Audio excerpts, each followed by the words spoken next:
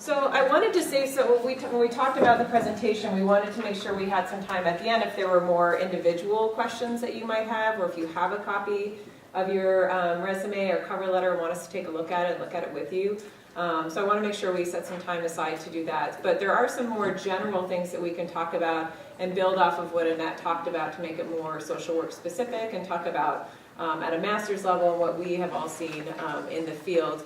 And then even talk about specializations. I know we have, I know there's some child and family people here, mental health people also, and do we have some OCP people here as well? Okay, good. So we have a nice mix, and I think there are some specific things you should think about as it relates to your specialization, so we'll talk about those. But again, I don't want to spend all this time presenting. We're going to do some more workshopping after that. So,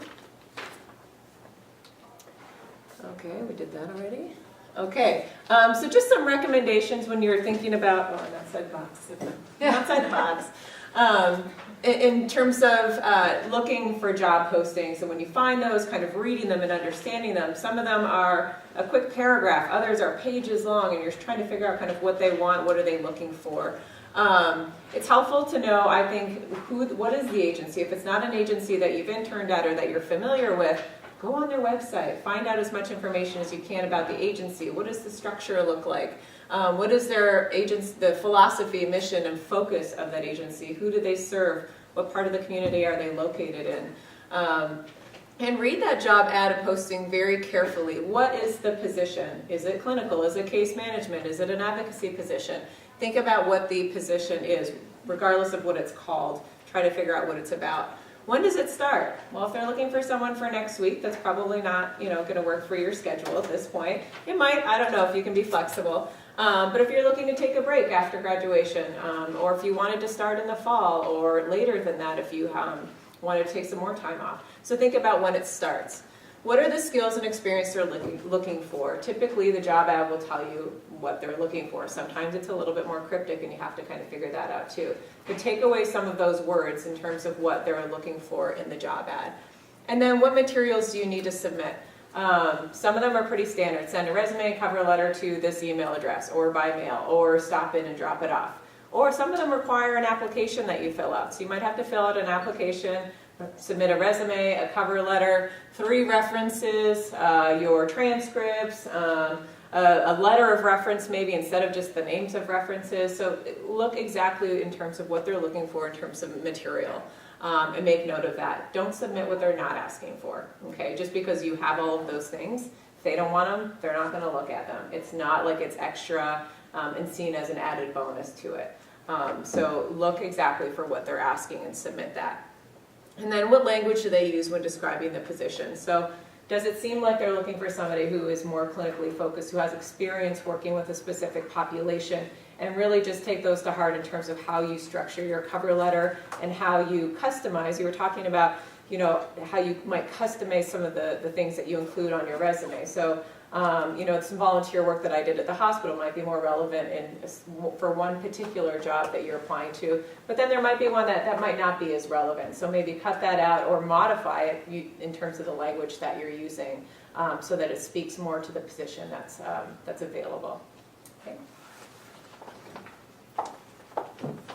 Hello. Some of this I realized when we were looking at this, we created this before she said anything. So some of this she kind of went through it, and I just put it together from the experience. I've done a lot of hiring and reviewing the resumes over the years. So it talks a little bit about the work history, talking about your experience, especially if a lot of you do not have a lot of actual work experience that's in the social service field, but most of your experience in social service field is your internships that you've done here, anything like that. That is really where you're going to want to do a lot more of your focusing on how you're describing the skills. Some examples also you can utilize is I recommend looking over your learning plans that you did for your field placements here. Some of that will help with the language that we use as social workers that maybe you're not so accustomed to using as a beginning social work employee and everything. So you may be able to grab some great language in describing, especially when you're listening how she talked about the verbs starting off. Some of the different words may be great when you're looking over the learning plans example and everything. when you're talking about the different tasks you've completed and things like that, really think about transferable skills, especially because there may be some of you that are interested in doing therapy as a position. You've had one field placement that you did therapy, and your prior experience has nothing to do with therapy. Your first field placement was doing something different than therapy, and you really don't want everything being focused just only on the one internship that you just are completing now and everything.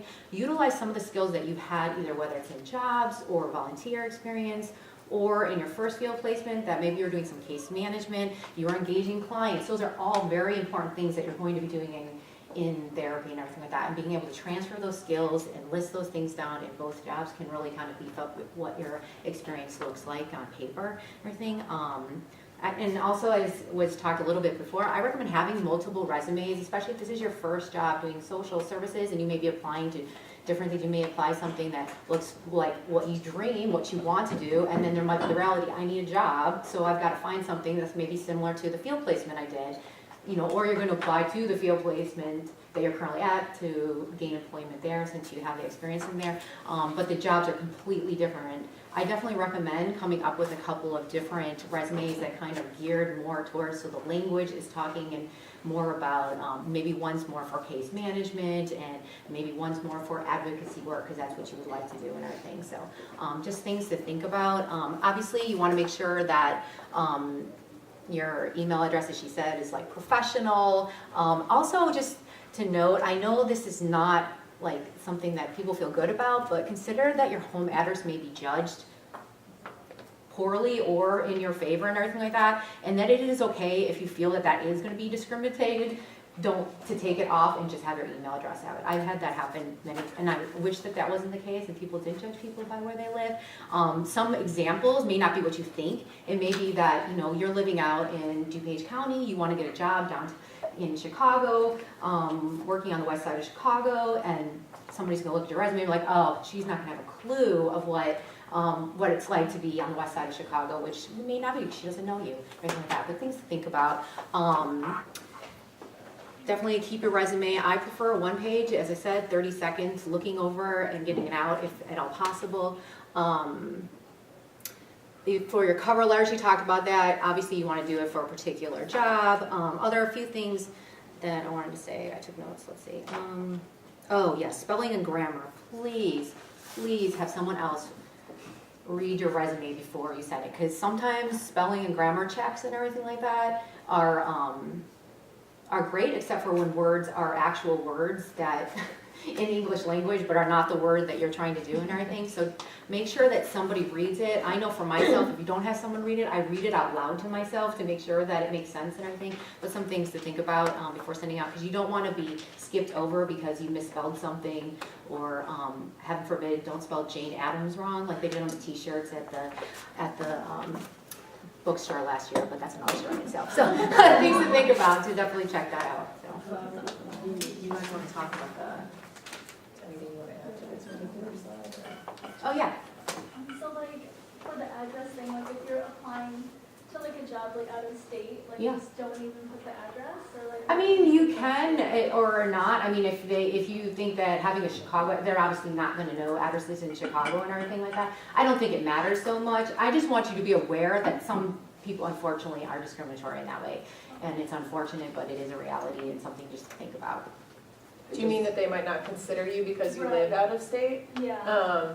Like what do you? Yeah, I think that's hard because again, they're looking at the piece of paper and making a judgment off of that, and you didn't really have the opportunity to say like, wait, but I intend to move there, or like this is my permanent address as a student, but I actually like am from there, whatever, Yeah. So I think in that case, if you're concerned that they might, worry about you moving out there or taking the job, then maybe just put an email address on there or explain it in your cover letter. And I think you could explain in your cover, but note that your resume's got to get them first and Okay. everything like that, because I'm going to be honest that I have taken that in account when hiring someone, because I'm like, someone's coming from out of state, everything like that, they're not going to, and like, I did child welfare for many years, and you're like, oh my goodness, so not only they're coming from out of state, they're going to have to learn how to drive around to all the different neighborhoods in Chicago and things like that, and it's not to say that we would definitely not hire you, but we may hire some, or consider someone else who's local and everything like that. So the email address might be a good idea on that. So just the email. Okay. Well, just also keep in mind, so I will also emphasize what was already said, but keep in mind that some job applications may ask you to actually fill out a form, a job application form. Well, you will have to put your address anyway. So I do think the cover letter is also another just a space to kind of just mention something about when you're planning your transition or something like that. It's another opportunity to kind of broaden out. Because they wouldn't know where you are permanently per se, but you could be in Chicago because you're in school here, but you had no intention of staying after you graduated, so.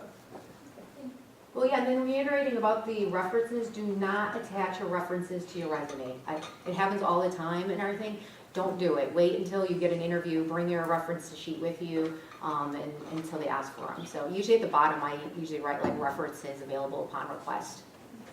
So, anything else on that section? No? All right.